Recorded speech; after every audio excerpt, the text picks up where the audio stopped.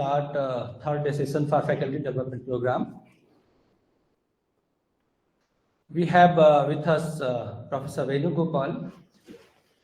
He is currently serving as Registrar Evaluation in Sri Sathya Sai University for Human Excellence. He is also Director of Mudinahalli campus of the university. He is also Dean Research and Innovation Council.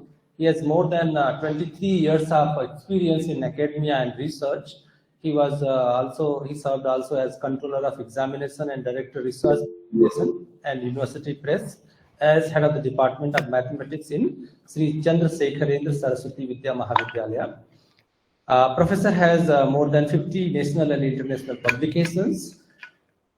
He is known to initiate several reforms in the evaluation system in our university. He initiated Human Excellence Quotient in evaluation system. He successfully integrated and implemented Bloom taxonomy and CUs in the question papers with pie chart assessments to get better overview of the students' capability of solving different kinds of questions and see their approach. So, Professor Venugopal will be talking about teaching, learning, and evaluation in a Gurukulam-based university. So, I hand over the session to Professor Venugopal.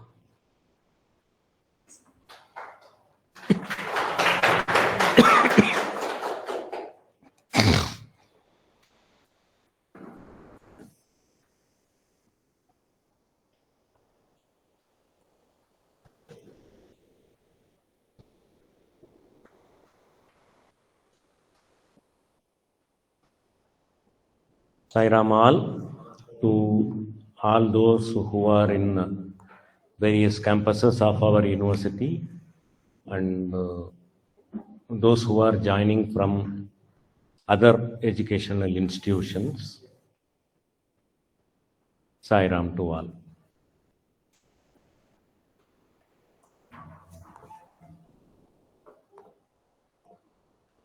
Some years ago, maybe 20 years, 25 years ago, I and another physics teacher, we were young those days. Young teachers who had just entered. So we, at that time, the Dr. Abdul Kalam ji was in Anna University after retiring from the defense portfolios. And we both were asked by our university to go and invite him. He was not the president then. We were asked to go and invite him for a National Science Day celebration. So we went there. In his typical Tamil accent, he was conversing with us. He asked, what do you do? So I said, I teach mathematics. Right. Next fellow, Seshadri, was there. He said, I teach physics. This Dr. Abdul Kalam ji laughed. He asked, so none of you teach students.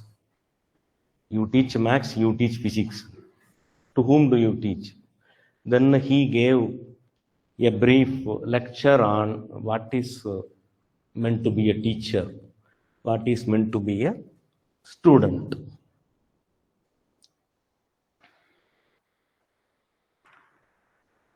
That was an eye-opener for us who were just beginning to teach students. So today I wanted to speak on this Gurukulam, teaching and learning in a Gurukulam, which were, there were a lot of many Gurukulams in our ancient India, and this is indigenous. This is typical of India, this Gurukulam system. What do they do in a Gurukulam system? The students and the gurus, teachers, stay in the same place. They will stay in the same place, residential. It is much beyond residential system. Now there are residential schools. What do they mean by residential? Is the students will stay there. Students will stay there. Hostels will be provided. Some hostel-oriented discipline will be there. So beyond that, it is all left to them. When do they get up and when do they go to sleep? When do they choose to study is all left to them. Some wardens will be there. So this is residential. But Gurukulam is beyond this residential system of education. And to the participants who are from other institutions, our parent body is called Sri Sathya Sai Lokaseva Gurukulam group of institutions, in which we run university, many schools and colleges, all following the Gurukulam type of education. So I was telling about this residential system versus Gurukulam. Gurukulam was no doubt residential. The teachers were there, students were there. But beyond that, beyond this, there is a timetable for non-office hours also. In our universities, we have timetable during office hours. So 9 o'clock they report to university. First hour, second hour, third hour, like that it goes. The academic calendar is there. All that is there in a Gurukulam, in a university. The Gurukulam touches upon the the non-academic hours also. In fact, there was no such thing as academic and non-academic in those Gurukulams.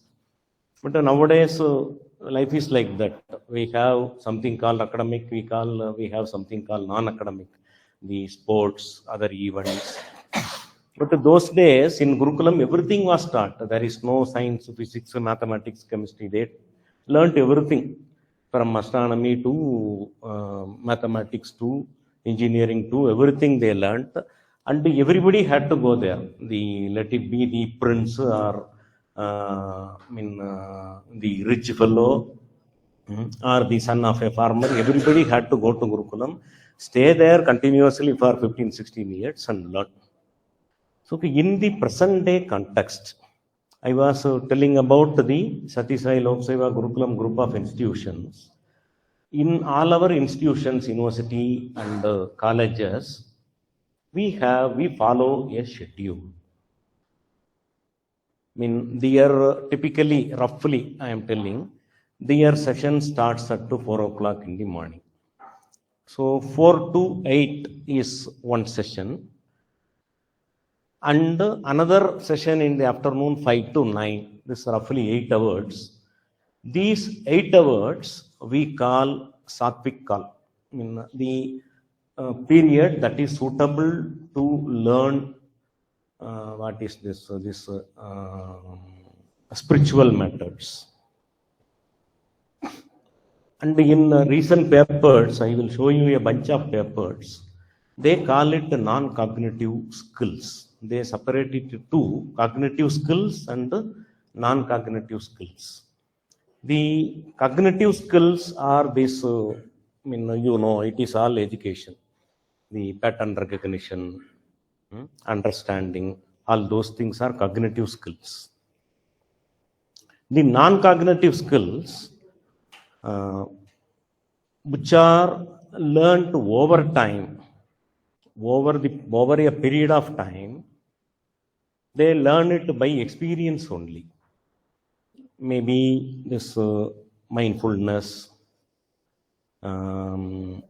peace, teamwork, such things they learn by themselves over a period of time.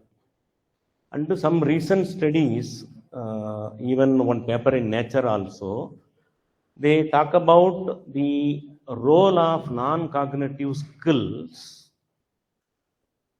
in academic performance. That is, the role of non-cognitive skills in the domain of academic performance, in the domain of cognitive skills also. So they go together, the non-cognitive skills and the cognitive skills go together in teaching the children.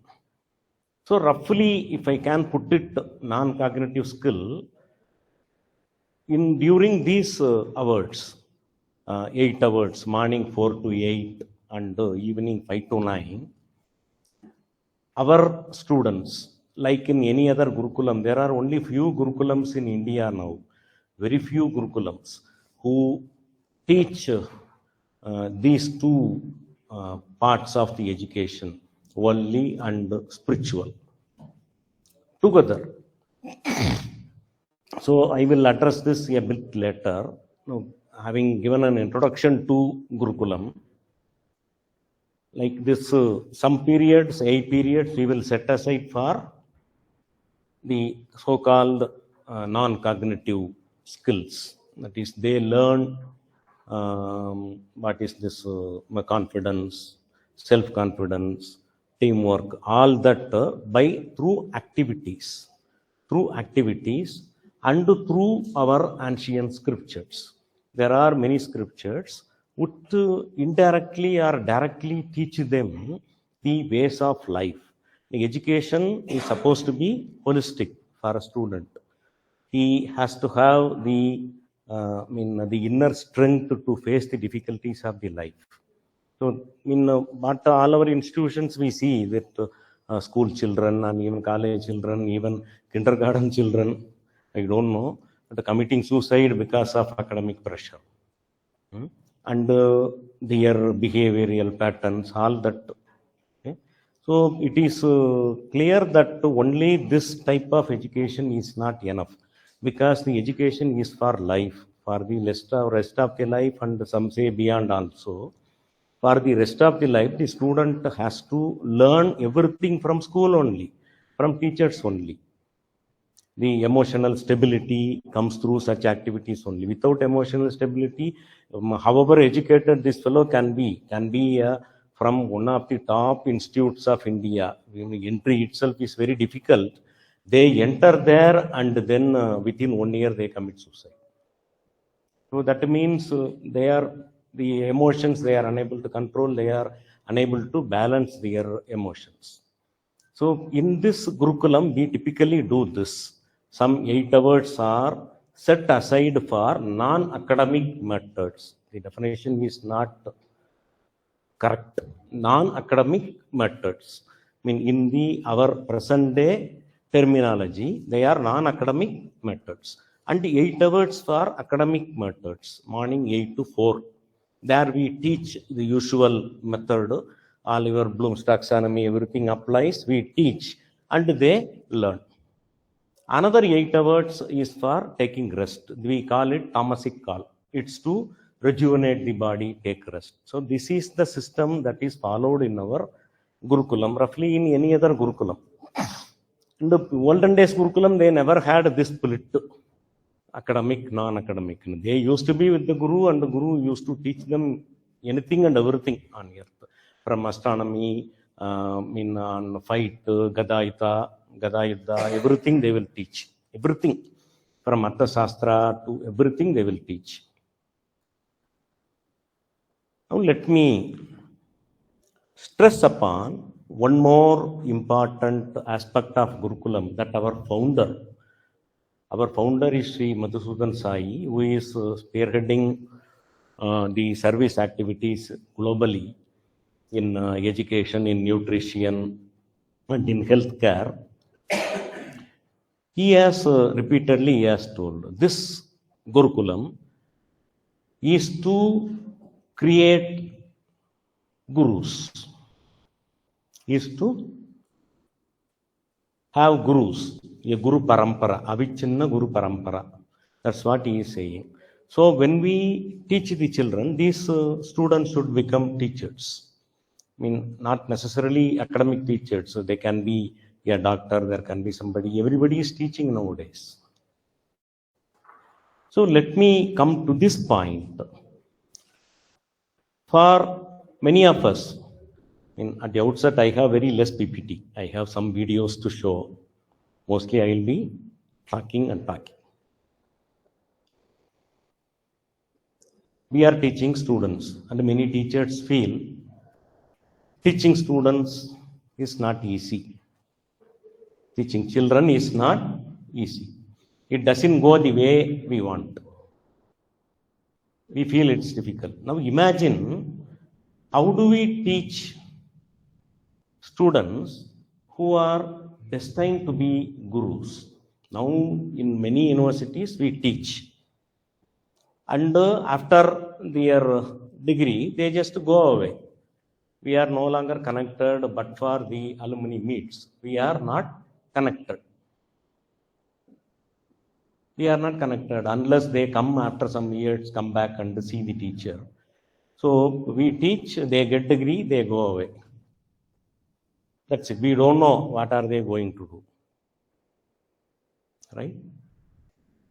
Now this scenario, teaching students, knowing that they will be future teachers, they will be future gurus. We call them guru because teacher is a fellow who teaches only things, but the guru takes care of the self of the student, his overall taking care of the student whole, as a whole, seeing the student as a whole. So this is the second scenario, teaching students whom we know are going to be teachers, who may be teaching our children. So this situation is a bit different. Still more different and difficult is to teach someone who is already a guru. This thing might happen only in India. Who is already a guru.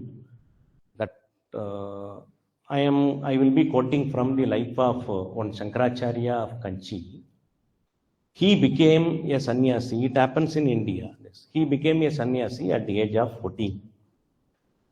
He was chosen, and that's our tradition. Choose somebody who is very young. So this Shankaracharya at that time was Swaminathan. He was just a schoolboy. 8th standard or some schoolboy, knew nothing about our scriptures, Veda, Vedanta, Upanishad, nothing. But he is supposed to be master in all this. Master in Veda, master in Upanishad, and he is supposed to clear doubts of all devotees. He is supposed to give pravachanas. But this boy had to be taught by acharyas. They had to teach him Upanishad, Veda, everything. So nearly 10-15 years he spent only on that. The peculiar thing here is the teachers, the gurus who come to teach him, the situation they face is he is already ascended the Pita. In our tradition, he is the Shankaracharya. He is called Jagat Guru. Jagat Guru Sri Shankaracharya Swamiji will be sitting on the Pita, and this teacher has to approach, prostrate before him, because he has ascended the Pita. It is our tradition, Indian tradition, to pay obeisance to any guru who is clad in orange robe. So all of them had to pay obeisance to this boy who is already a Shankaracharya, pay namaskar, and then teach him. And while taking part, they have to again pay namaskara to this boy and then leave. Imagine this situation. So those teachers could not be liberal also, because he is already a Shankaracharya, guru supposed to bless you. They had to be strict also. They had to be reverential to this man also. They had to be reverential. And there are instances. One instance I will share. One teacher was teaching him. When they used to sit on some river bank, one teacher was teaching this Shankaracharya. And he was listening, and he was with his fingers, he was drawing some lines, circles on the sand. This Upadhyaya Acharya was watching for half an hour. Then he stood up and paid one more namaskar. Swamiji, I am leaving. Why? It seems that you are not interested in my teaching. You are just scribbling something on the sand. I am no longer interested to teach you. So that shows the strictness of the teacher, even though they were teaching Shankaracharya. But the story doesn't end there. The Shankaracharya told, yes, sorry, but if you feel asking some questions on whatever you taught, please ask. So this teacher asked him number of questions on whatever he taught, during which the Shankaracharya was seemingly unattentive. He was not listening to him, he was scribbling something. This Shankaracharya answered everything. Then the teacher understood it is real Guru sitting there who learnt everything. It happens to them, to such fellows who follow certain discipline. It automatically, they say, Vivekananda has to say about this. If a fellow is brahmachari and concentrates on this kind of vidya for 12 years or 14 years, they develop a Meda Nadi through which they can understand anything on earth. Our scriptures also say if a fellow knows one thing that is to be known, I don't remember this sloka, if a fellow knows one particular thing, the Atma Vidya, then he knows everything.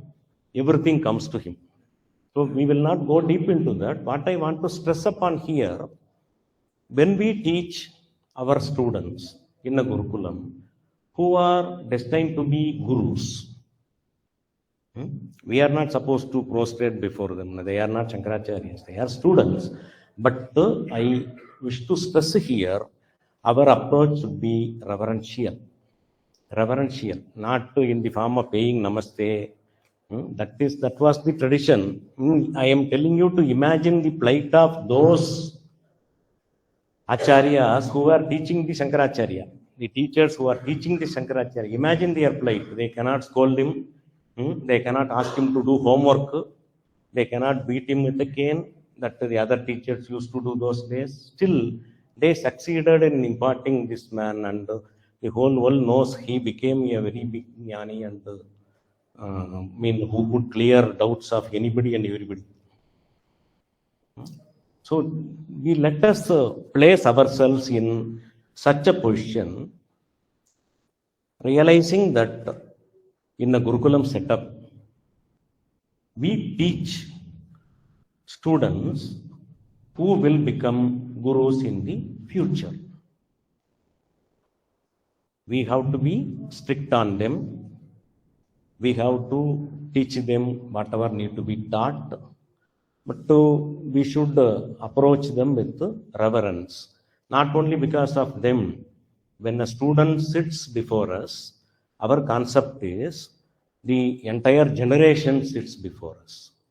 Not only that student is not a singular person, the entire generation sits before us. If we spoil this fellow, if we don't teach this fellow, if we don't teach him discipline, if we don't teach him a subject, this fellow accidentally, if he becomes another teacher, he will spoil another group of fellows. Though they won't learn anything. I have seen this vicious cycle. When we were interviewing many teachers, we will ask them in interview, which book have you studied? That is what our generation used to ask. These teachers will say, no, we never studied books. We studied the notes given by our teachers. Then we turn back to their teachers in forums like this. We ask them, then what did you do? We learned from the notes of our teachers. So none of us know which is the original book. We have never gone through the book. It is some question answer type given to us. We cram it up. We write the examination. And the next generation is also spoiled like that. They also read from some textbook. These notes. Right? So what was I telling?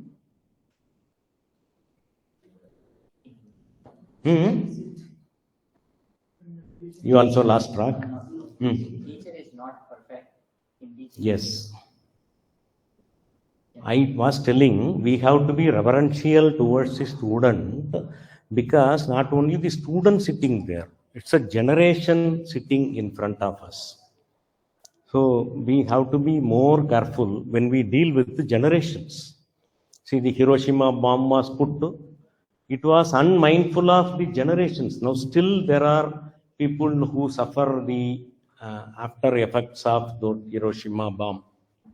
Right? One fellow just did it thinking that he is going to spoil, that kill those people, but he didn't end up there.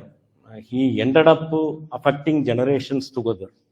But I hear till now, till recently, we had such fellows who were affected by that Hiroshima bomb.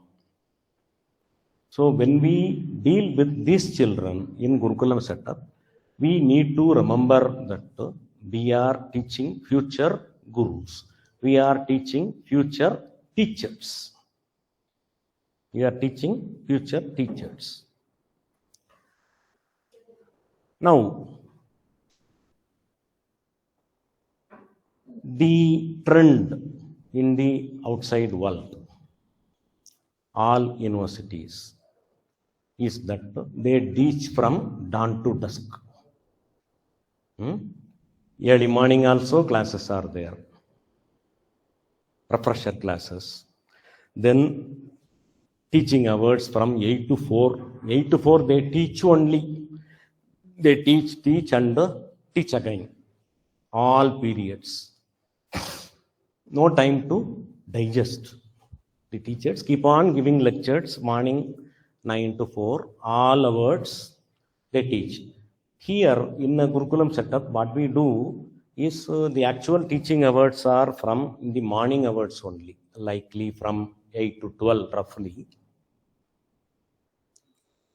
And the next 4 hours is left to the student to assimilate what he learned, to reflect on what he was taught. So that is followed here strictly.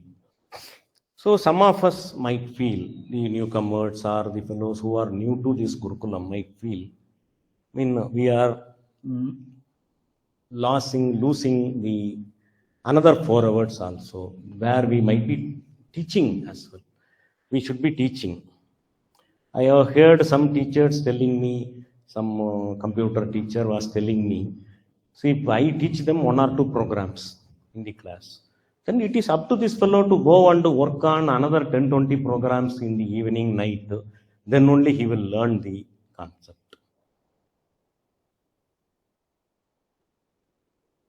This one I put forward to my guru. I asked, is such a thing true? Should we spend all the time teaching them? Are we doing something bad to them in asking them to read something else which is not academic? We are asking them to go through our scriptures, do singing, take part in other activities. Are we not allowing them to read? Allowing them to have sufficient time to read. He told me, our guru told me, if these students and teachers, they teach correctly, if they use, teaching methods, so that the student learns the concept then and there itself in the class. Then and there itself in the class. That he will absorb the concept there only. Right? We are, of course, we are giving some time, almost equal time for the student to reflect, for the student to study on his own. We have study hours. But the mentality is that we should be teaching all the time. Then where does this fellow find a gap to think for himself? So what I will do now, for 10 minutes, I will show a concept in mathematics, in the way I used to teach. about my children a concept in mathematics called calculus. How do we make it, entertaining also during the classroom, at the same time easy for the student to absorb the concept, to remember the concept in a better way. See, I don't know what happened during the year 1865. Some important, any history man here? 1865, some important event happened in our history. My teacher told me to remember the year as half a dozen orange. 6 is Aru in Tamil, Kannada, everywhere. Anju is 5. 18 is half a dozen. 1 dozen is 12. 1.5 dozen is 18. So he told me 1.5 dozen orange. Way back in 5th standard or 4th standard somewhere. So, I can close it.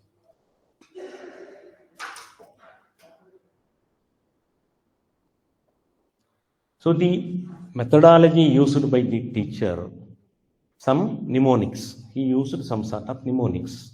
So I remember the year till now. I forgot what. It was some Sipai related event. The very first few incidents of freedom movement. Huh? Pardon? This 1865 something happened. I distinctly remember this year. Okay, let it be. Now, there are a lot of non-mathematicians here. I will show you a concept and how I used to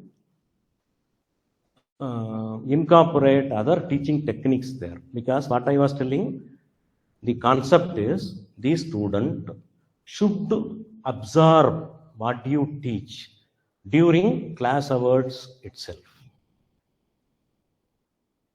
Absorbing the concept is the most needed thing. Then only we will be able to ask higher order questions in the examinations. So if we teach them all the time, and if this fellow goes back to hostel or house and keep memorizing everything, then we will end up with the first level of Bloom's taxonomy. Those questions only we can ask. This fellow had no time to think. He could not reflect on whatever he studied. Then how do we ask creative questions, analytical questions?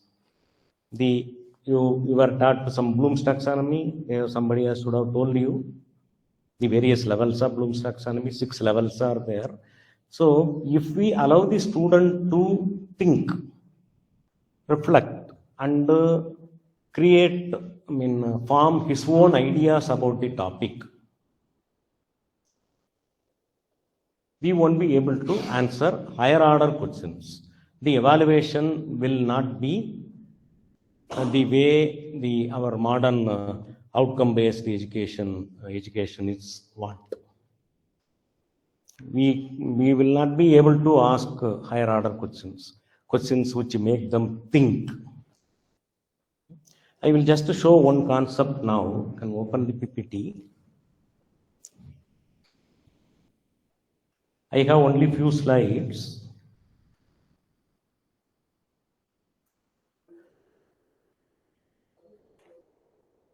You can go for this slideshow mode.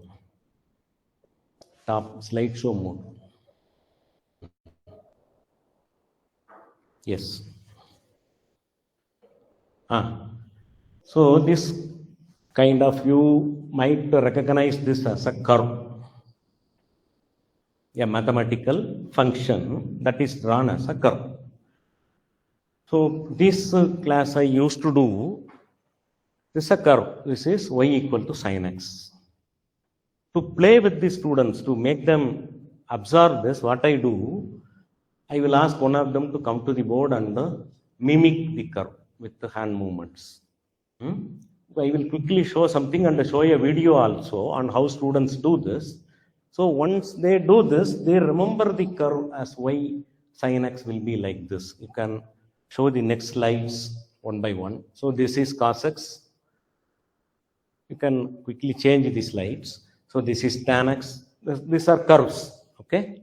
And see how the doll mimics those movements. Yes. This is mod x, the absolute function. Okay, like that it goes. This is minus x. Okay, x square function, like all this. Okay. Okay, now you can show one of the videos, the animation. Yes, animation, second one. Just to have a look at it. I mean, we need not dump the class. Yes, you can have a look at it. I will come back to you.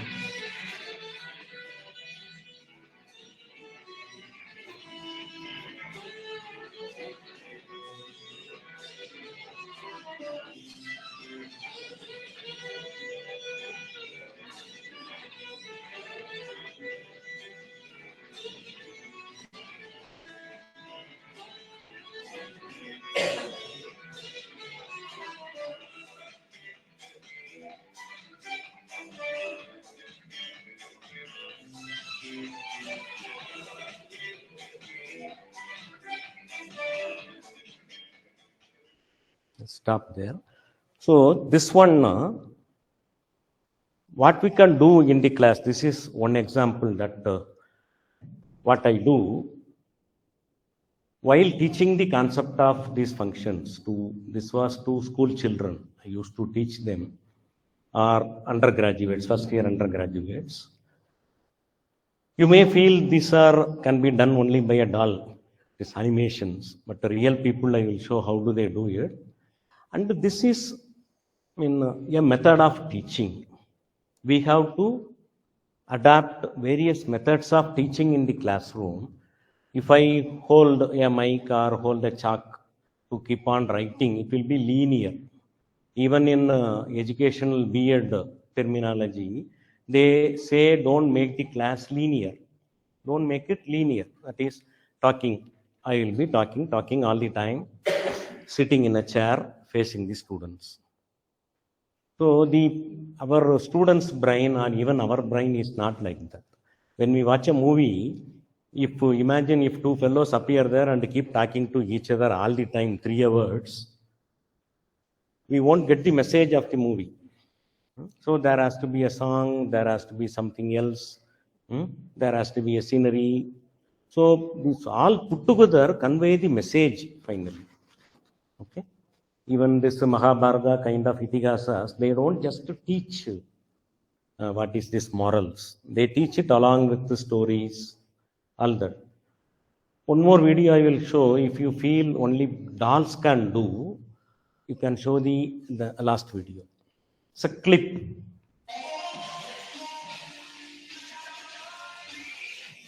can watch it, not my students.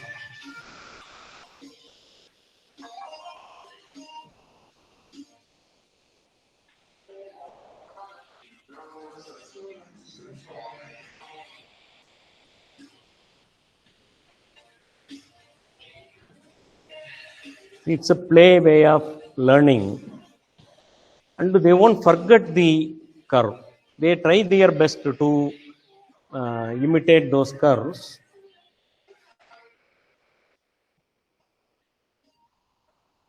You see the square root, they try to do it, and this is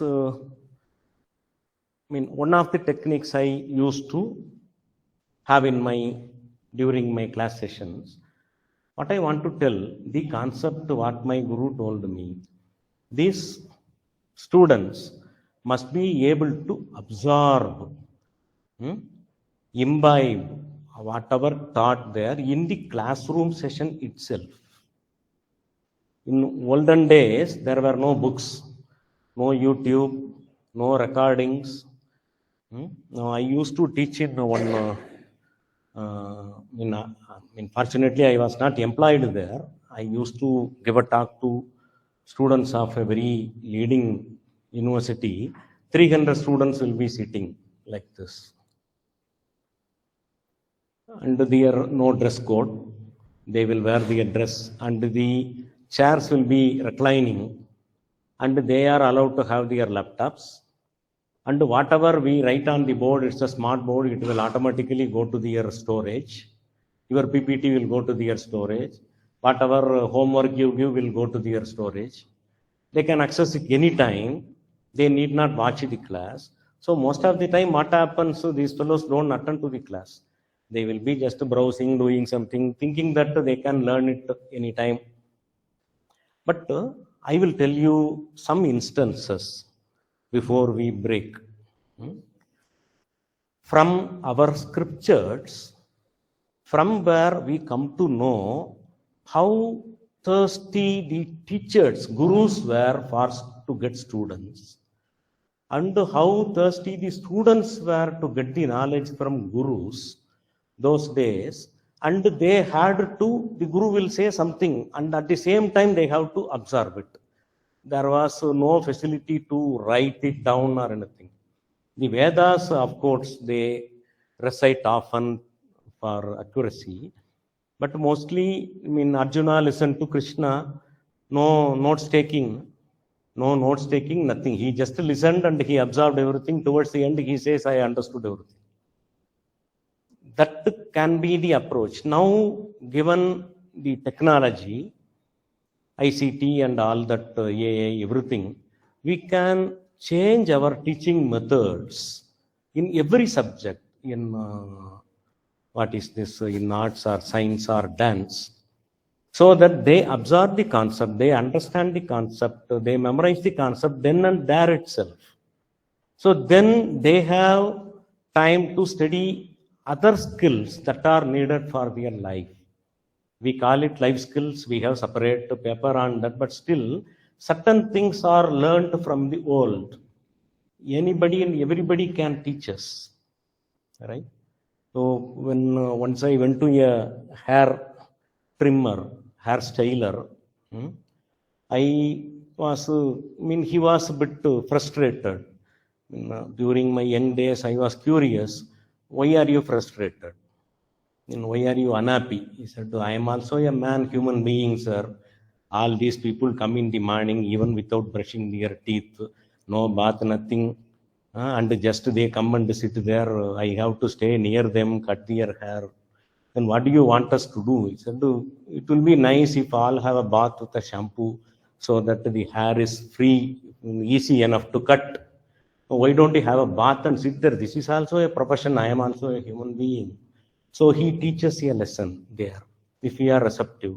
Let the students get that, coaching from anybody outside, not only teachers.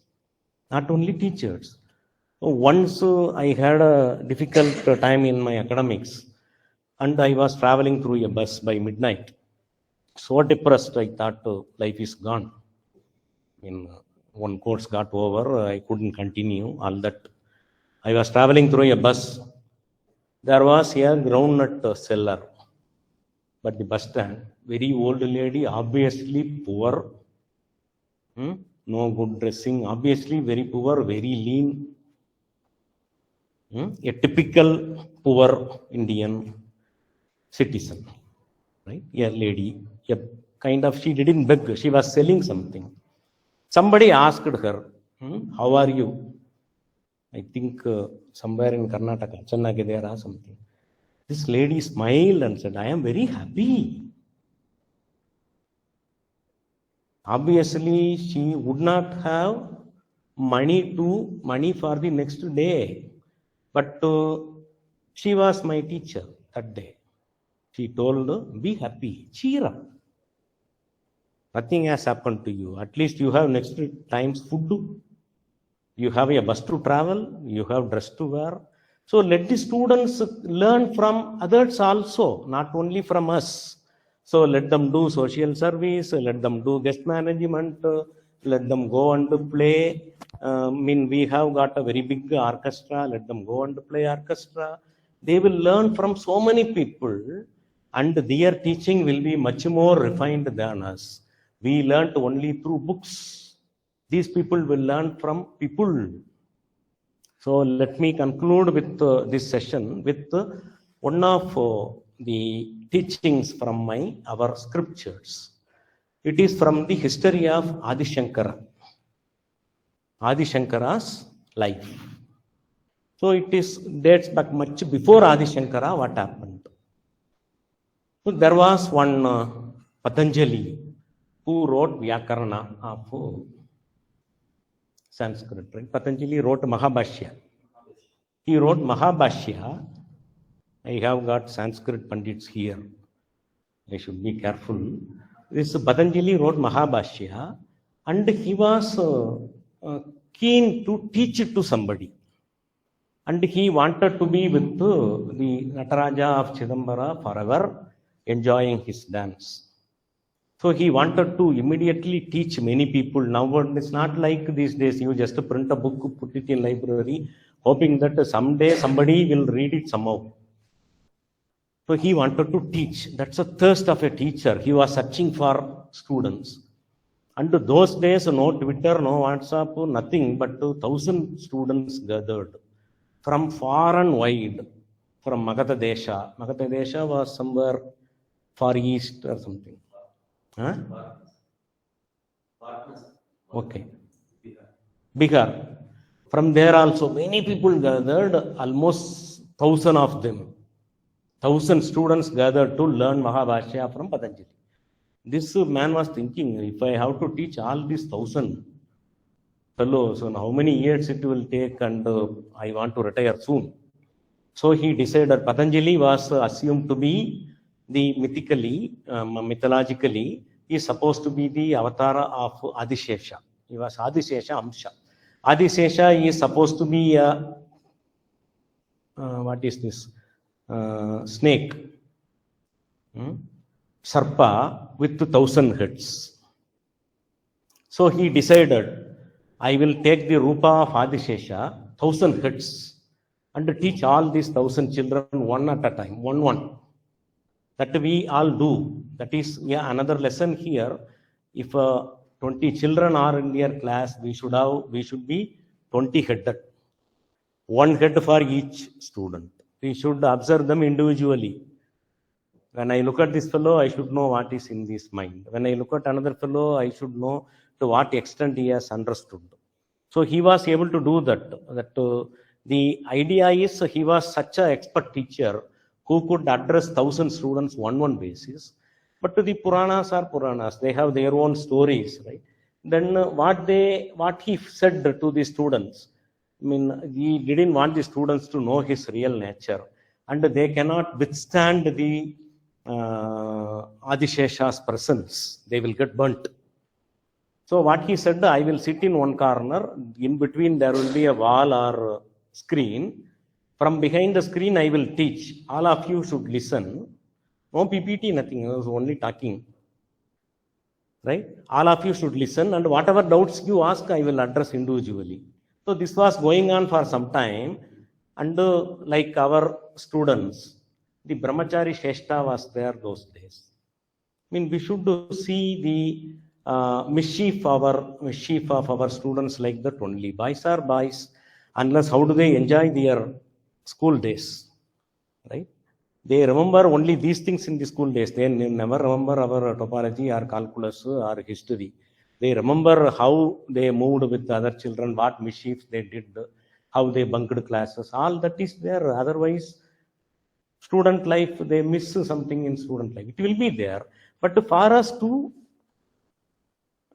mediate all this, the responsibility of the teacher to mediate all such things. So this Brahmachari Sheshta was there those days. So one of them decided, what is this happening? Is this fellow a magician, or what is he? He is a single teacher. He is sitting behind the screen and teaching 1,000 of us. We should find out. I mean, some register, don't do that. The Guru told this. And there was a dictum from the teacher, Patanjali. If somebody opens this screen and try to find out what is there behind the screen, you will become a Brahmaraksha. I mean, no, that was another. You cannot, just because I am behind the screen, you cannot vanish outside.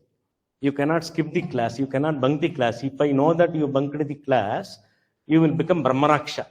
Brahmarakshas is a Rakshas in the middle way. It's a Rakshas plus who knows Vedas, some kind of forms. So that was if you leave the class, you will become Brahmaraksha. So you should continuously sit, I will teach continuously, you must learn. But one of these boys got curiosity. They opened or peeped inside the wall or opened the screen or anything. Don't ask me how the screen wasn't burnt. It all happens in our Puranas. They are all, what is this, symbolic. They are all symbolic or might happen also. Nobody knows.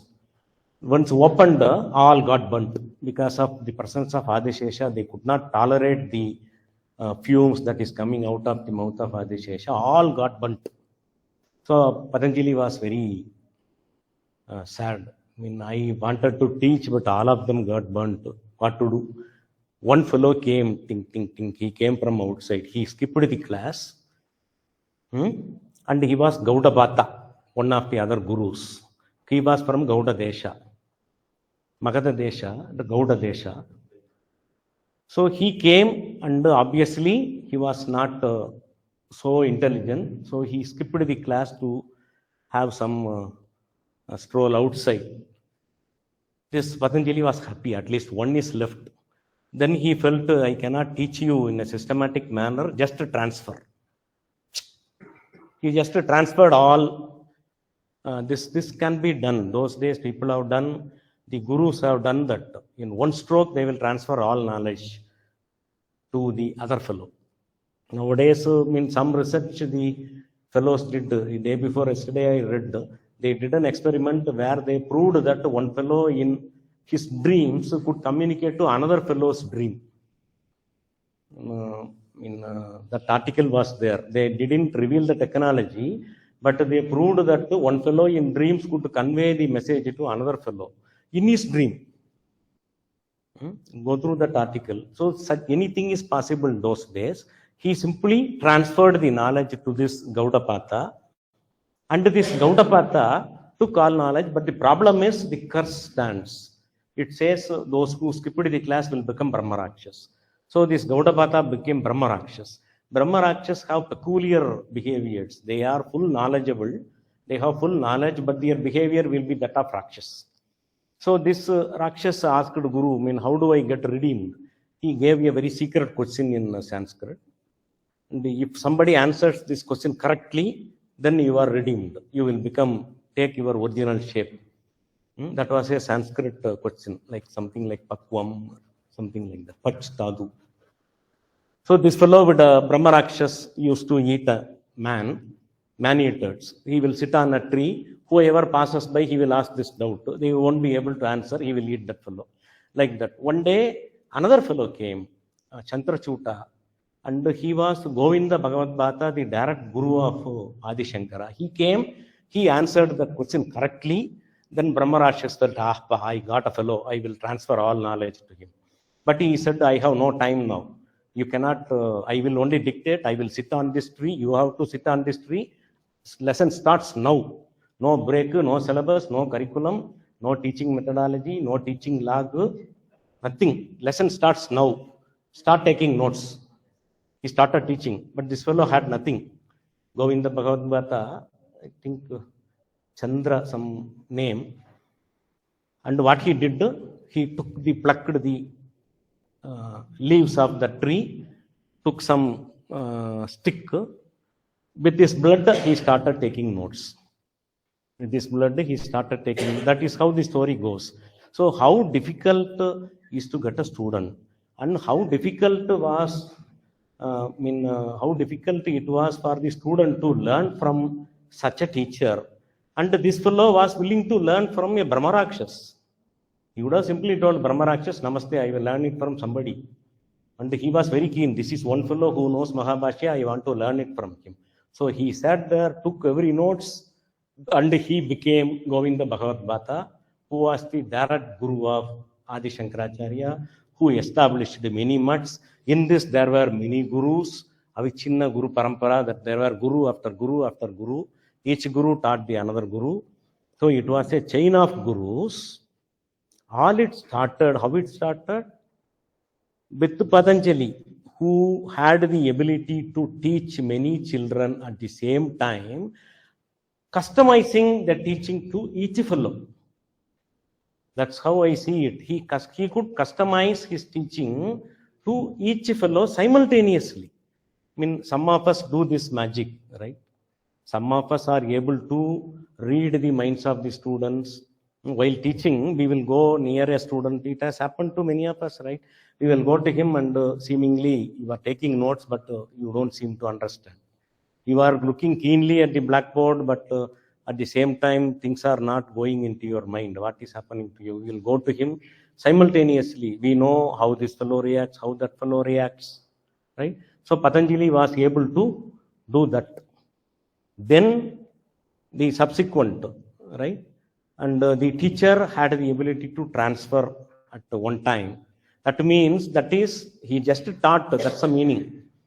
One time in Dasin, he didn't plug something, this brain, and implanted in another fellow's brain. That means he could teach and this fellow could understand at the same time. No homework, no study hours. Patanjali never gave him study hours. He just taught and this fellow understood there itself.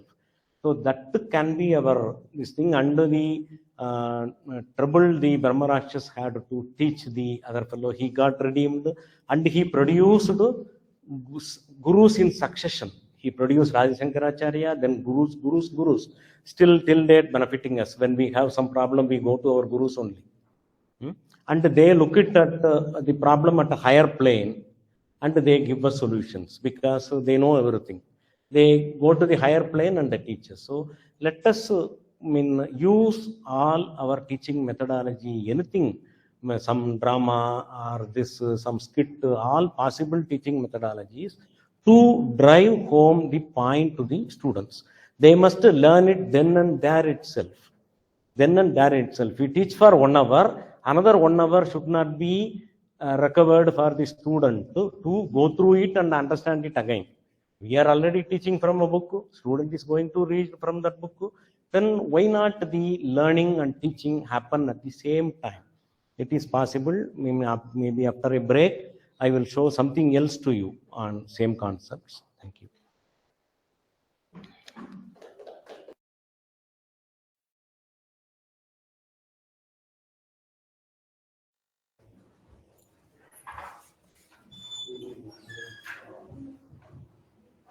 Can start.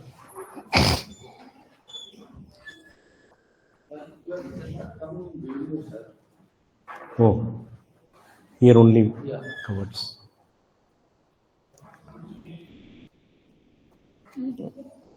Up and down. Next last item. Go further down. Down. This one. On optimization. Here you stop.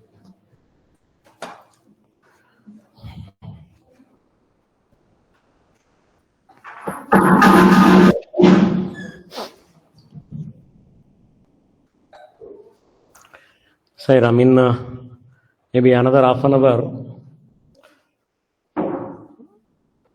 I will try to give few more examples. So my summary of my points were, in a Gurukulam setup, especially in our Gurukulam, we give equal importance to two types of Vidya, Paravidya and Aparavidya. Para is for the self and Apara is for the world. The worldly education and the spiritual education. We give importance to both. So equal number of hours are given for them. They are with our teachers, the teachers who teach the subjects for 4 hours. Then they have sufficient another 3-4 hours to reflect on whatever they studied, to absorb everything in that day itself. That day lesson should be learned the same day itself. There is nothing like revision. That was the point I was trying to make. So the teaching methodologies should be more sophisticated. We should try to make use of all possible tools. Now, in the earlier B.Ed educations, they will say, you move from left to right, move from right to left, then write on the board and walk along the class to diversions. Now we have enough things, these kind of videos, digital tools. Now I will show a lateral thinking, which is not a digital tool. One example I will show to in that slide, sir.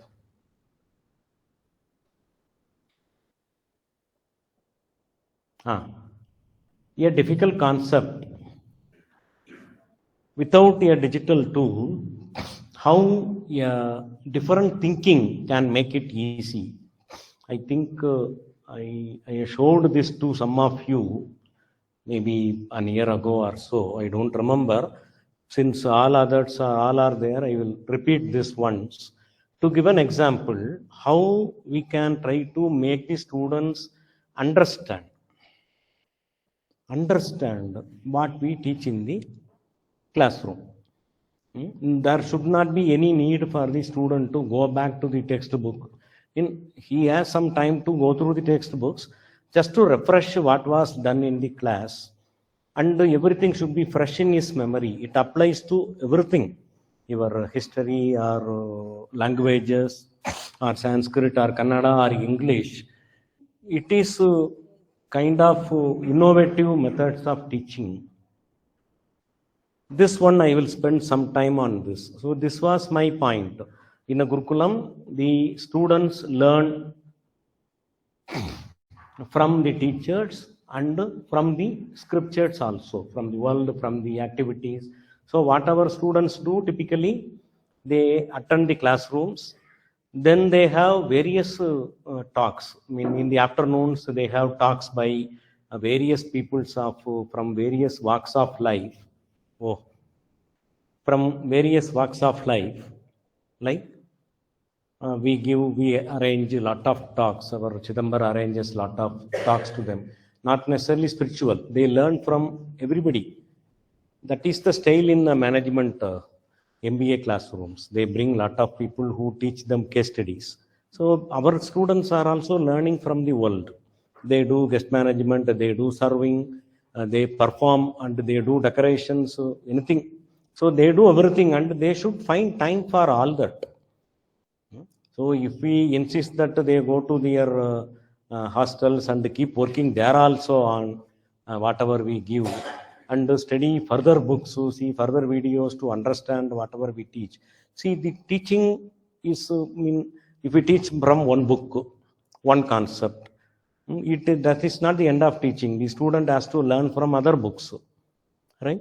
So it is not that our teaching is complete. We teach from one book, from our notes, from whatever we learned, with our limited exposure to that subject. We teach something. And the student should be able to learn from others. Generally he can't do that, right? He will learn from one textbook. And whenever he teaches, he should be in a position to learn from other textbooks also. So what we give them the skill. So in our younger days, somebody used to teach us cycling. Usually it is our uncle or brothers or father, right? They will put us on the cycle and they will run all along with us. What do? They never teach our cycling, the art of cycling. Nobody can teach. They facilitate the learning. They help us. Our body only learns to balance. It can never be taught. The driving a cycle can never be taught. We learn ourselves. Our body learns to balance. And this fellow gives confidence that you can do it. You can balance, you can drive. And these are the ways to do it. Don't bend your body, look straight, all that he will teach. But ultimately, it is the learner, us, who learned the art of cycling, art of driving a cycle. Right? Like that, we are facilitators. We give them some idea to learn from some book. Right? So this one concept I will spend another 10 minutes. This is a not so easy a concept, mathematical optimization. Next slide. It is like, next slide, sir. if to put it mathematically, it is like this. It is about, next slide. This has got, this is a optimization problem, it's purely mathematical. So it says we have an objective function. Next slide, sir. We have an objective function subject to some constraints, and these are decision variables, right? This is how a typical math teacher will teach in the classroom. They will put this objective function, these are the constraints, these are the variables. They are called decision variables, these are called constraints, and the top one is called objective function. All that is there. But very difficult to grasp this. What I did, I created my own example. I will show slide after slide. Next slide. My dear sir, that slide, right. When I say move, go to next slide. This I created for myself. This one idea, I thought how to teach them objectives. This optimization. What is optimization in mathematical terms? Optimization in any subject. So I presented this as a table in all, not real. Okay, some numbers I have. So this idli, dosa, puri, vada, pongal, coffee, their rates I have put there. These are the rates. Don't ask me which cafeteria is offering this. Some cafeteria. That is there. Okay, next. So here, my aim is 20 rupees because my father gave me only 20 rupees note. Or I have a 20 rupees coupon. I have to spend it. And that is my limit. I can't spend less, I can't spend more. That is the objective. Then I have for 20 rupees, I make a mental calculation. What are all things I can get? I can get 4 idli, 2 idli, 1 vada, and 2 vadas, 1 pongal, or 1 idli, 1 coffee. For 20 rupees, all this is obtainable. So these are called the possible combinations. Possible combinations. Out of this possible combinations, I will have to go for feasible combinations and optimal combination. I will tell how it is achieved. Next slide.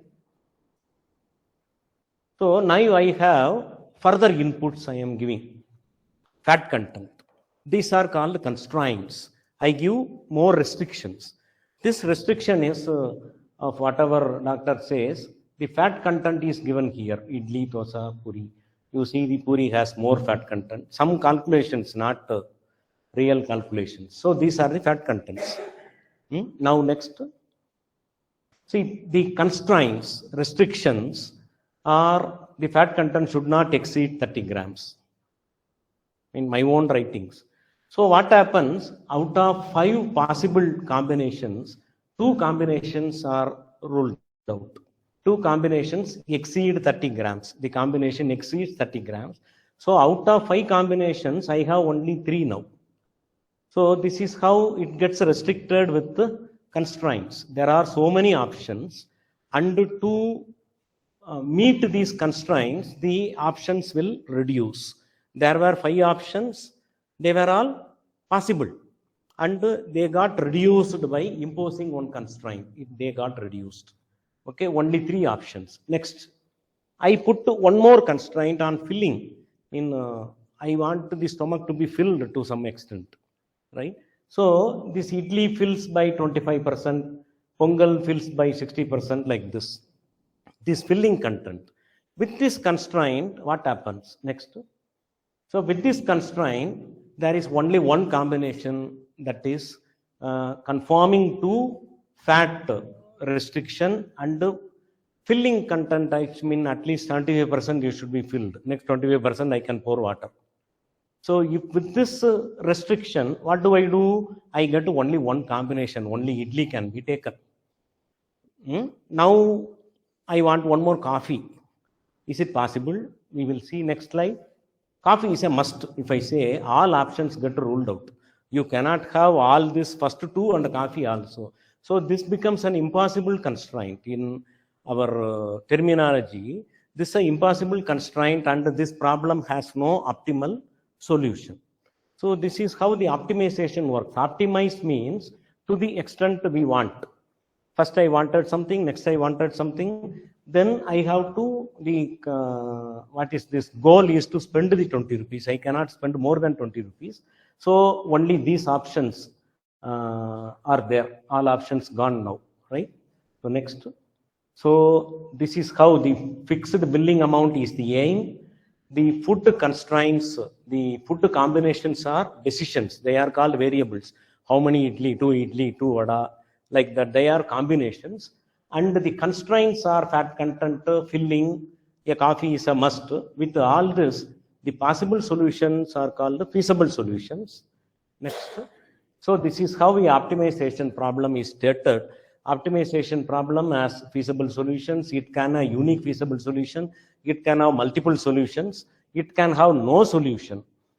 So general optimization problem has an objective, has a decision variables, and the constraints can be there, and the constraints can be added also. Constraints can be constraints keep on adding also. So this is one example. So to make them understand in one stroke what is a optimization problem, what are all the terms there. So even if they forget this, what is this definition, they should be able to recall the terms using the example they have in mind. This example is non-digital. This is not digital. This is some example which is which goes along with our lives. We remember it easily. So this is one example I wanted to tell. The point I am stressing over here is, in a Gurukulam type of thing, we are not teaching the other part. We don't teach Upanishads. We don't teach them the scriptures. We don't teach them Bhagavad Gita. That is done outside our teaching hours. But we should not feel these things are not helping them. Only, this has to, we have to spend more time on this. We have to teach, reteach, and they have to go and learn, relearn, revise, again revise, mug up, cram up. All these are necessary. All these are not necessary. So our aim should be to use any possible teaching methodology. All that is there. Many methodologies are there. We should spend more time on it, so that the student learns the concept. After that, once he understands what is the real problem there, how to solve it, then multiple examples he can solve. What our teachers do, our uncle or father did, they taught us how to drive a cycle. That's all. They never taught us how to ride on a highway, how to ride in a marketplace, nothing. They never trained us in various areas. They trained us on a plain ground. They said they come running along with us.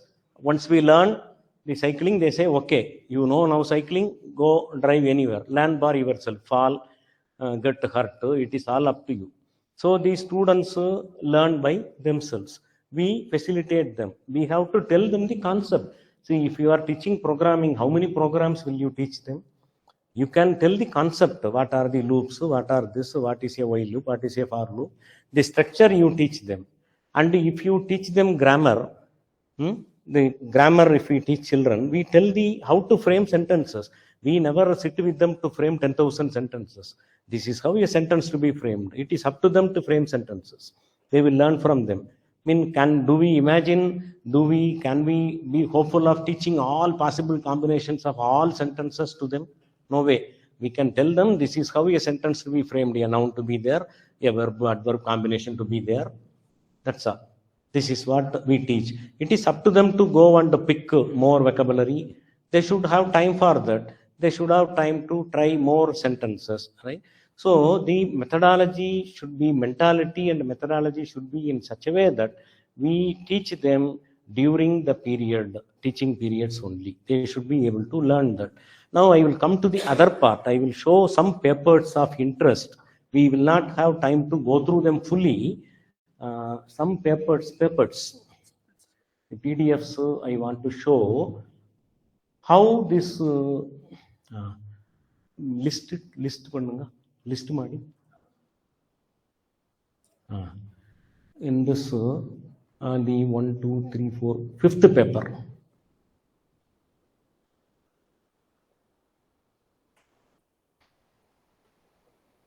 Yes, this paper came in Nature, the genetic associations between non-cognitive skills and academic achievement over development. This is a very recent paper which we came through. So roughly this paper says the non-cognitive skills. Non-cognitive skills are the skills that are not related to academics. Stability of mind, emotional stability, peace of mind, all those intangible things. They are not measurable, they are intangible things. And this is one such paper which tells that the non-cognitive skills bear an impact on the academic achievements. And from where do they gather these non-cognitive skills? From where? They are all called life skills. They learn it over a period of time through experience only.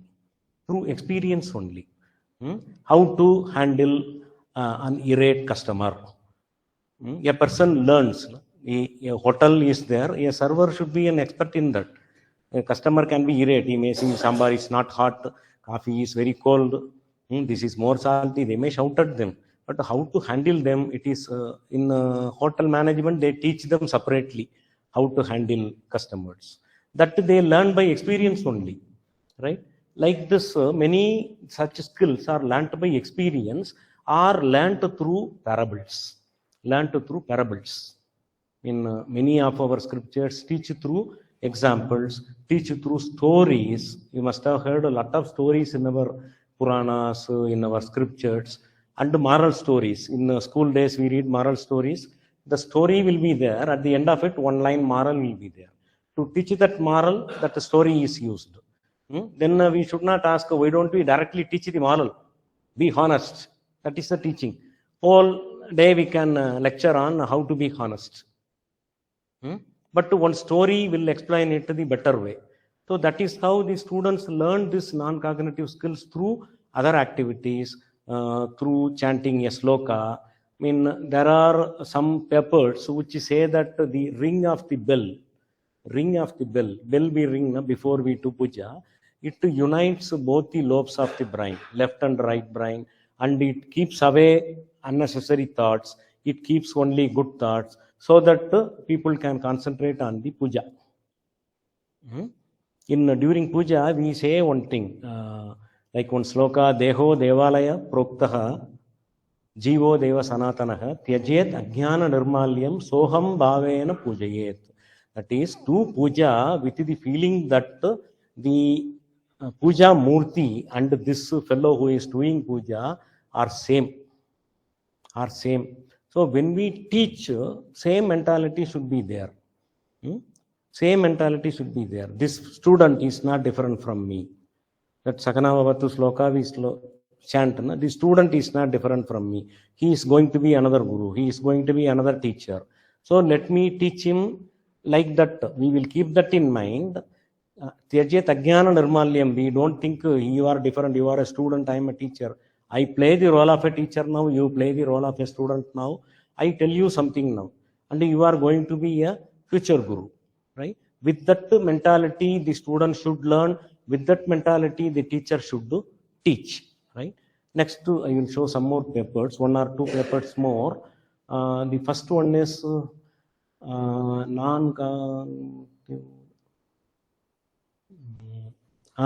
last but one, role of.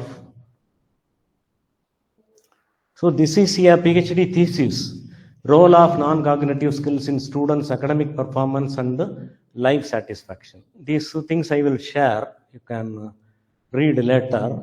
So this is a particular non-cognitive skill, resilience. The particular non-cognitive skill is picked up and how it contributes to the academic performance.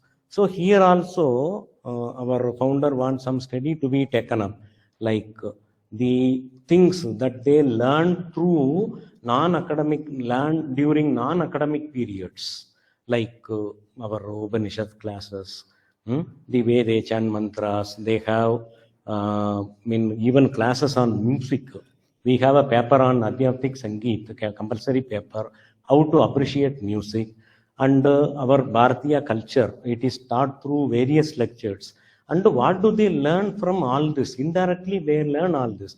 See, nowadays you have life skills, communication skills, separate classes, separate papers, spoken English, spoken Kannada, everything is there. But to those days, in those olden days, was it there? Everything was taught together. The lessons were taught, the communication skills were taught, what are all the skills they need to have for their life skills, determination, discrimination, and honesty, and purity of mind, integrity, everything was taught by the teacher as a role model. So now our focuses are different. One is the only education knowledge, they have to learn physics, maths, chemistry, life science, Sanskrit, Kannada, English, they have to. That is not enough for them. That will not make them a whole man. That is not the vision of Vivekananda, the man-making education. It is not man-making education. It is brain-making education. Brain gets developed. It's not man-making education. To have that man-making education, what do we have to do? We have to encourage learning by the student from all sources. One good source is our Indian scriptures, what our ancestors had to say. So they learn from those scriptures, they learn from us also. Both should be balanced. And the other things they learn actually boost their non-cognitive skills. That's what I understand from all these papers. The things that they do, they are learned like that only. For example, teamwork is a non-cognitive skill. And teamwork, how do they learn? Sitting in a room? No way. They will have to work with the team. They will have to go with the team. They will have to run with people, move with a different kind of people, arrange a function, arrange a decoration, invite guests, go and receive them from airport. All this they do. They practically, they come to know what is this teamwork. And how this one helps in academics is the research that all these papers do. One more paper I will show. Like the fourth one, you try. Analysis of the effect of cognitive ability on academic achievement, moderating, no, not this. First Indian family.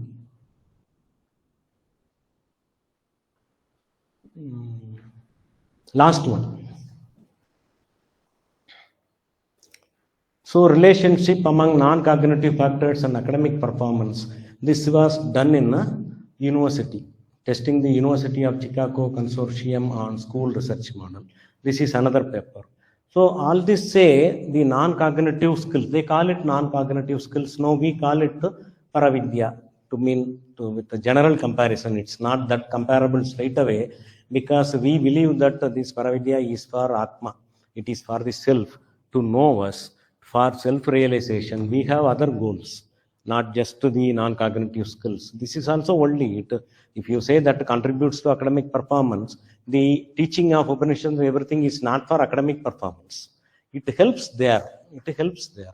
See, you must have seen certain, in Veda Gurukulam, we see the children, young children, who are trained in a different way, disjoined from the world. You see that they are capable of understanding anything and everything. That happens with our spiritual gurus also. Our spiritual guru is not an expert in everything. He is not an expert in family issues. He is not a counselor. He never studied psychology. Ramakrishna Paramahamsa was there, right? He never studied psychology. He never did schooling. But he was able to solve everybody's problem. Because they rise their level. They are self-realized. They are in a higher plane so that they are able to view all problems are, pattern is similar. All problems either self-created or created by others. Pattern is similar. They are in a position to solve all this. So I will stop the presentation here with some notes. So the summary of my talk was, in a Gurukulam setup, we should be prepared to allow the children to learn from us, to learn from the world also, to learn from our ancestors also, to learn from our scriptures also. from our Upanishads, everything. We should give them enough space. In doing so, we should ensure that they learn the academics part in the classroom itself. There should not be extended teaching sessions, extended coaching sessions. And we should take the avatar of Patanjali, the 1,000-headed serpent who taught 1,000 students at the same time. We don't have such a strength now. In many universities, it is up to 60, and in certain universities, number is less also. So it should be possible for a teacher to be many-headed and to teach each children in a customized way. It is possible once we are able to be calm ourselves. Then we should be able to understand which student understands which level. For that, we should use all teaching techniques, either digital or non-digital, or stories, or skits, even dance. Anything can be tried in our classes. And Murthy sir told about various methods of creating course objectives and all. Here the objective of this thing is to make the student learn then and there itself. It is a very revolutionary concept spelled out by our Guru. Like I was surprised to see this, and many youngsters also wonder about it. See, what is this? I teach for 1 hour, this fellow should go and study for 6 hours. He must do assignments, he must do homeworks. Why all the assignments, exercises are needed? They are needed to reinforce whatever was taught in the classroom, to understand more whatever was taught and done in the classroom. If they understand it then and there itself, they can do any exercise. How many exercises you will make them to learn? 20 exercises. So if somebody gives 21 exercise, they won't be able to do it. Is it so? Then there is no point in teaching. The teaching should convey the concept to them. Simple. And the evaluation method should be able to test the concept. To be able to test the concept, not the content. Not something to be vomited there, not something by-hearted and repeated. The evaluation method should be to test the concept. Then if it is understood, if it is the cycling, I told, I come back to the same example. Once cycling is learnt, we can drive anywhere. We can drive through muddy street, right? We can drive through rain. We can drive through slopes. We can drive uphill. Anything we do. So not only a few tests to test the cycling capabilities, cycling expertise. So the concept is to teach them the concept. The teacher should make them understand the core concept of the subject matter. Anything. Then any type of question should be answerable. The student should be able to answer any type of questions. So there is no limit of MCQs, evaluation methods. If we teach them to learn only MCQs, these coaching centers are there, they teach them to address MCQs, right? Multiple choice questions. And we have seen some certain examples of students who failed in the +2 but passed in the competitive examination. Passed in high-level competitive examinations, they pass, but the basic school, they fail. They fail in the PG but pass in the CSA or UGC net.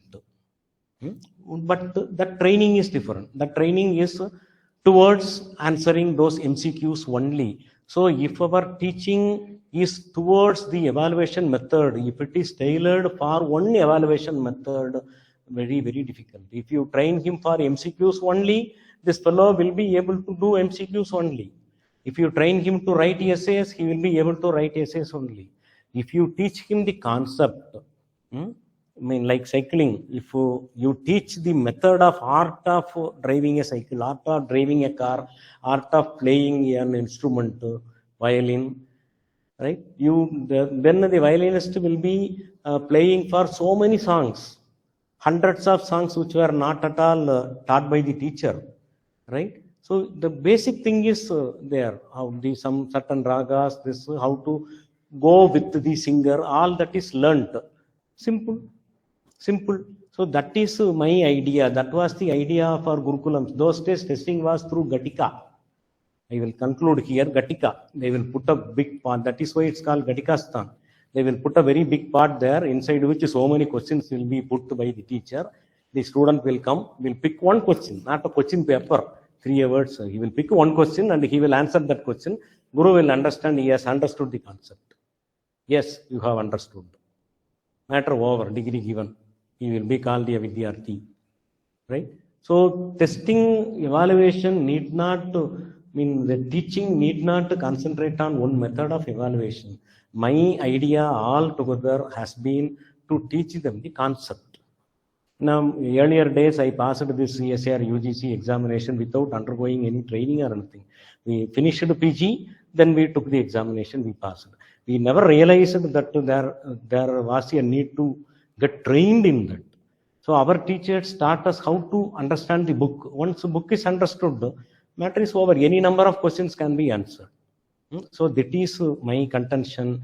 The evaluation methods are there, given our different subjects, they are there, but all of them will be fruitful when the teaching is effective. When the teaching drives home the point, when the teacher succeeds in making the concept understood by the students, matter ends there. The student can write the exam anytime. We can just ask him, come sit there. He will talk on it, the way he says, the way he answers. If it is all acceptable, evaluation is over then and there itself. Right? This is my contention. I will close here and open it for any questions. If anybody has any questions, I will be happy to answer. Okay, the time for a question answer session. So we'll start with the people joining online.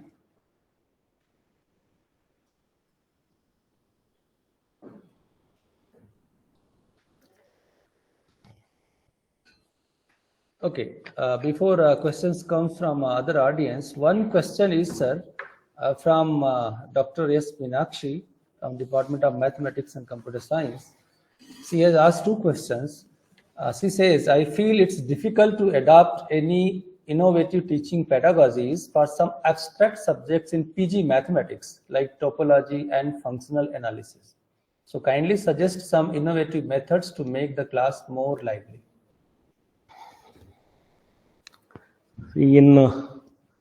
Don't think I am speaking about myself. This topology has been quoted to be a tough paper. Right? She is telling. For that matter, any abstract mathematics. And why the students are scared about mathematics? It's logical. The topology is also logical. I will tell you, this topology paper, which is taught for the whole semester, I was doing my MPhil then. A PG student failed in this topology. And she was assigned to me. We used to mentor. That girl I mentored, I taught her 7 days. 7 days, per day 3-4 hours. She got first class in the next examination in topology. These things are also learned by the teacher. One thing I will tell, this innovative methods of teaching. For example, I got that Anchi mess problem, some dance sequences I had a few more examples, no time. Even the concept of function is difficult for that matter. Even the concept of function, y equal to f of x, you must have seen. Defining the function itself is difficult for the student to understand the concept of a function, concept of one-to-one function, bijective function, surjective function. They just struggle. And I have a very beautiful example designed by myself with a lifetime example, so that the concept is driven home. In topology, in real analysis, nobody can help the teacher to go for innovative methods because it's all dependent on the class. If the class is well trained in logic, in reasoning, mathematics is mainly reasoning. If it is not there, if reasoning is not there in the bloods of the student, the 7 rules of inference should be taught to them first. Rules of inference should be taught to them first. Right? There are rules of inference in logic. The logic used to be a paper in earlier mathematics courses. Logic used to be a paper, not mathematical logic, just logic used to be a paper. So once this logic is mastered, even a machine can prove the mathematical proof. We have tried this. We have tried encrypting a story of Sherlock Holmes with just logical operators. We tried that. The Sherlock Holmes story is full of logics, and we have tried with the mathematical symbols. So we could encrypt that Sherlock Holmes story, and the solutions were same. That means even a machine can learn the logic, given logical ideas. So there are 7 rules of inference, mostly seen in discrete mathematics books. One book I will suggest, Susanna Epp, EPP, Susanna Epp. It's a very bulky book. I have that copy. In that, there is a chapter on rules of inference that any teacher of language or Darga should learn. Where logic is there, even in Sanskrit, logic is there. They have to establish some Nyaya Shastra or something, they have to establish. The logic is there. So maths teachers should not hesitate to learn logic first. So once we learn that logic methods and that is known to the student, in topology, probably I will tell one example. In topology, there is a very difficult theorem that to say something about a curve on the space, whether the curve is, there are, I can't spell out the theorem now. It says, when a point is inside the curve, when the point is outside the curve, some argument is there. To establish that, what we do, we take a really long piece of string and throw it on the floor with so many bends and curves. Should not be straight circle. There are so many small circles, big circles. Just to throw it on the floor, one big string, closed string. If you put it as a big circle, it will be a big circle. Now you bend it to so much confusion. You never know which is the first end, which is the second end. Spread it like that. Then ask the students to put stones there in the middle. So if I pull the curve, the stone should not be caught in the middle. How to place the stone? They will slowly learn that if they cross odd number of, they will travel from the outside to the inner point. If they travel odd number of threads, then it will get caught. If they cross even number of threads, it won't get caught. I advise you to read a very short introduction to mathematics. Very short introduction to mathematics by Oxford, I think. Very short introduction to psychology, very short introduction to Sanskrit, very short introduction to literature. So much is there. That will help a non-specialist to gain some knowledge in that. So if a non-mathematician reads that book, a very short introduction to mathematics, this example is there. So how a topological theorem is explained practically, it is called, some count is there, I forgot, some count is there if you do this. If you read the short introductions, read widely. That is what I don't hesitate to tell all teachers, please don't read only one book on topology or complex analysis, anything. You won't get. Certain books are deductive in nature. For abstract algebra, Hestein is one book which is deductive in nature. He won't state a theorem and then prove it. He will deduct it logically, then he will flash the result. So I read that book only once in my life. During my MSc, I read the topics of algebra by Weston only once in my life. I understood the flow. What is the need for this proof, right? And how is it built? How it is proved? Then there is no need. I never went back to the book thereafter. Read multiple books and pick a book which is suitable for that batch. If that batch is so scared of mathematics, choose certain books. For topology, you choose a book, Topology Without Tears. Such a book is there, Topology Without Tears. I challenge, I can teach this group topology. I have tried that. With some diagrams, I will teach. Try to get out of the mathematician's mentality to state everything in an abstract way. Don't start let X belong to capital X. These things scare certain group of students, Madam Meenakshi. Try to go through many books and try to pick a book. Try to pick examples like this.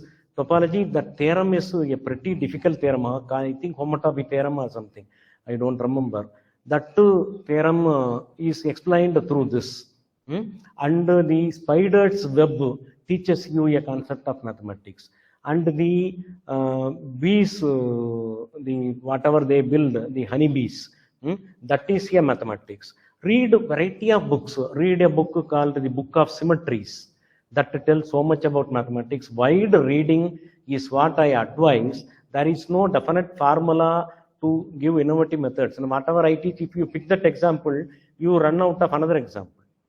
Read widely varieties of books, not only textbooks, generic books. The Rudin has given a textbook 10-20 years before Blackboard. Such books you read. Okay, thank you. Any question? Okay, there is one more question, sir. She is asking, under national education policy, the students study less number of courses in their UG. For example, she says she studied about 20 courses in UG degree in mathematics, whereas the university student nowadays in NEP study approximately 6 subjects. So their basic math skills are not up to the mark. So which can result into poor teaching skills. So how can we compensate that?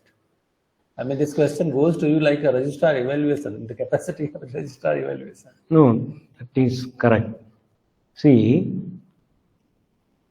the mentality of our teachers are like this, including me. I learned it the hard way because I finished my doctorate and that was my first class. So you imagine how it could have been, the lecture. I started pouring whatever I learned from first minute to last minute. I thought the people, all students are happy. Next day, the Shankaracharya, the patron, he came into my classroom. So he asked, who are you? He did PhD. He said the simplest term, teach simply.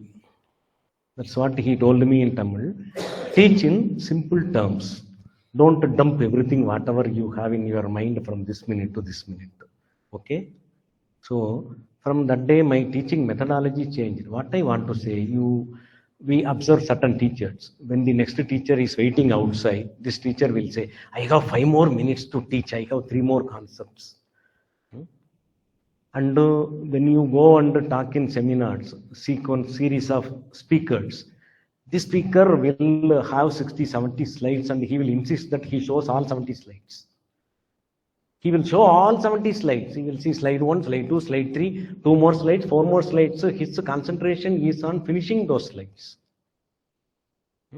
My very first talk, I have to quote from my examples only. I was very first talk on some spiritual talk. I have given hundreds of talks after that. I was given half an hour. And before me, so many stalwarts spoke. I was not left with even 3-4 minutes. The organizer came to me, my dear sir, you are there. I was a young teacher there. You don't have much time, maybe you will skip your lecture. I said 3 minutes enough for me. Right? I gave a small brief talk on 3 minutes. And later I got a feedback that the crux of value education, you clearly told, sir. All were talking at length. You told us the crux of value education. That is what I want to tell these teachers. It is not that, what if in all these years, these students studied 20-25 papers of, now they say 6 papers they study. They come with the limited mathematical knowledge. And how are they going to study in PG? Let me tell you, this notion is very wrong. That a student should have learnt from cover to cover the textbook and many courses in a particular subject to understand the PG. See, if a student wants to know, if I go through some paper, research paper, we all go through some research papers. We do not have the expertise of that author of that paper. That author of that paper would have read another 20-30 papers. So if the author says, you go and read all these 30 papers, then come and read my paper. So what do? We go through this paper, and whenever we get stuck at some point, whenever we get doubts, we go back to the original. We go back to the source. Same thing should be done here. See, whatever we studied in our school, are we using all of them directly in our college studies? No. See, we must have studied some sine formula, cos formula, anything. So whenever they come, if we forget what we do, we can just go back, touch it and come back. Simple. That's what we can always do. So let us see, it is the order of the day. It is the national education policy or whatever. It wants any policy or any organization want the students to learn many things in a short duration. Earlier it was not like that. If a teacher was there, only one teacher. If he wants to teach science, he will teach only science. If he wants to teach finance, he will teach only finance the whole day. Now it is not like that. There are targets, there are exams, and nationwide there is a bigger target. They want everybody to learn multiple things, and the world is moving towards multidisciplinary. And if we teach only 20 papers of mathematics in UG, there is no place for this fellow learn other subjects. Now we have various combinations. They study economics and computer applications, right? These combinations they learn. So if we say this fellow should have learnt all economics only, this fellow would not have learnt anything in computers also, which is very much used there. So, there is no point in telling the student should come with my class knowing everything. That is very difficult. That is very difficult. You should be allowed to learn many things. You should be kind of jack of all trades. And when we teach, the teacher should know what are all the basics to be taught to him. And we can easily go and touch it. That is what we do when we read a article, we don't understand one word, and what we do, you go back to your dictionary, learn all words and come back to read this article. We don't go back, read all words. This word I need, I will go back to dictionary, learn it and come back to this. So same thing can be done. If you see that the class lacks a particular concept which they could not get an opportunity to study there, take 10 minutes to brief on it. Only idea is needed. If they don't know about oxidation or some concept, just brief on it and get into this. The doctor has studied MBBS for so many years. He doesn't teach us whatever he studied. He just briefs you. Sir, you got this, and this is the brief. This is the brief functioning of liver. You please know about it, and you are violating this. You are doing some habits, food habits that is spoiling liver. He will take a very brief class. Does he tell you to go and read all about liver and come back to me? Like the teacher should be there. We should be able to go back and touch whatever we need, and we should have the ability to convey that in a nutshell. In 2 minutes, we must be able to tell them. In 5 minutes, we must be able to tell them. These are the order of the day. We cannot no longer the whole day I want to teach mathematics. A BSc mathematics fellow should learn mathematics, should learn computers, should learn statistics, should learn physics, biology, everything. So let us be prepared for it. Okay, one more question we'll take, sir. On the screen, we see Dr. Chandrasekhar is asking one question. It says in traditional teaching models, the evaluation of student ability differs from contemporary pedagogical approaches. So what's your view on this? Traditional teaching model, in the traditional teaching model, student ability evaluation differs from contemporary pedagogical approach. I think he means mismatch between the teaching pedagogy and evaluation. Like,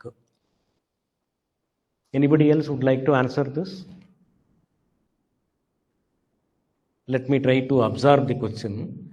See, the contemporary pedagogical approach, there's nothing contemporary. These things, I will tell you one pedagogy that is used by a Upanishad teacher. A student came to him for a teaching. Teach me this. He said, go and mend the cows. Take all the cows to the field, feed them and come back. He never questioned. That is a method of teaching. This fellow went, did only that. He learned that art. Then he said, go and fix the small wooden sticks that is used for yoga. Go and do this. So daily some instruction was there. He never taught him the art of living. He never taught him the Upanishads. Right? What happened when this fellow, after 1 year, he was returning from field? One tree said, oh, you are working so hard. I will teach you this part of Brahma Vidya. The tree taught. He comes. One river is there. River teaches him something. Like that it goes. And when he comes back, his face is very bright. The teacher looks at him and says, you have learnt it from somebody else. Yes. So and so people taught me. You have learnt the Upanishad. Go away. That is a pedagogy. This pedagogy, what is this pedagogy? Allowing the student to learn from anybody and everybody. This was a pedagogical approach. Now we will call it through some other name, cognitive skill, non-cognitive skill, we may call. So this kind of contemporary pedagogical approach came into existence because we forgot the original pedagogy. Our pedagogy was there for generations. Our pedagogy was there from ancients. Is it that there were no teachers in the ancient India? There were Gurukulams, there were big universities, Nalanda. They never called it pedagogy. There was no such name. There was no Bloom's taxonomy. There is nothing called contemporary pedagogy. It is forgotten pedagogy. This pedagogy we forgot, and the people are reinventing it and telling in different names. Our acharyas, our gurus, our Upanishads, Prashnottara, Upanishad, something is there that Upanishads are question and answers. Prashnottara, Ratana Malika is there, Adi Shankara's one short question, one short answer. That is the way they taught. Now they call it question and answer, feedback, something, right? All these pedagogies, I think Ganesh Bhatt is looking into it. I asked him to get into this. This pedagogy was very much there. Now we are reinventing these pedagogies, and the student ability evaluation is based on rote learning. It is done on, our teaching can be innovative. We can give examples. We do so many things, right? Through Bloom's taxonomy, through this skill, through that skill, we do so many things. But the evaluation is the Macaulay method of evaluation. We just ask him to stick to that board and write whatever you have in your brain. You cannot access computer, you cannot access it, you cannot access your friend or phone, right? You will have to write something, whatever you remember, you write. The evaluation method differs. That is why we have introduced the concept of comprehensive continuous evaluation here for PG students. We ask them to be evaluated throughout the semester. Throughout the semester, we need to evaluate. There are various varieties of evaluation. We should not stick to the traditional evaluation method. It will differ from the pedagogy. Pedagogy, we are telling them use innovative method, use digital, everything. But during exam, is he allowed to use a laptop? I have tried that. When I taught some students of St. Mary's University, Canada, I told them keep anything and everything with you. Keep laptop with you, keep books with you, anything. I give my questions. And when I was in a training in the Tata Institute of Fundamental Research for 1 year, that Madam Maithili Ramasamy, who is responsible for what I am now, she gave a question paper to 3 of us, 3 students, research scholars. He said, go anywhere, consult anybody, sit in library, whatever you want, you do. Evening, you give the answer sheets to me. Till midnight we were struggling with that question paper. We could not find answer in any book. We never knew what is that, right? So if teaching methodology is contemporary, the evaluation method should also be contemporary. Evaluation method cannot be traditional, then there is a conflict. Evaluation, we should use varieties of evaluation method, all sorts of innovative methods. What if I showed something, you ask the student, what is y equal to x? Come and do. If he says like this, okay, this is y equal to x, agreed, 10 marks. Do we give? No. We ask them, go sit there, write y equal to x, plot x, y points, y, z points. Then you plot y equal to x, then marks is given. We never check. So this thing, Chandrasekhar, this pedagogy should match evaluation method. If pedagogy is modern, evaluation should be modern. If pedagogy is traditional, evaluation can be traditional also. The conflict won't come. Okay, thank you very much, sir. If there are more questions, they could be submitted via Google Form links that are already submitted to the mails of the participants and also through the FDP group, WhatsApp group that is created. So thank you very much for such a nice talk. And I hope that everyone is benefited from that. In the afternoon, 2 to 4, we have another session with Professor Ramakrishna.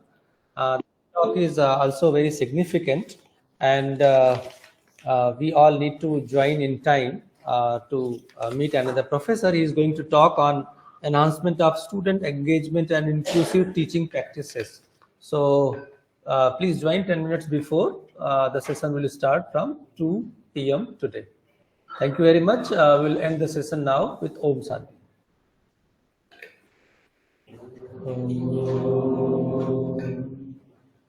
Shanti, Shanti, Shanti. Thank you very much, sir. Thank you so much.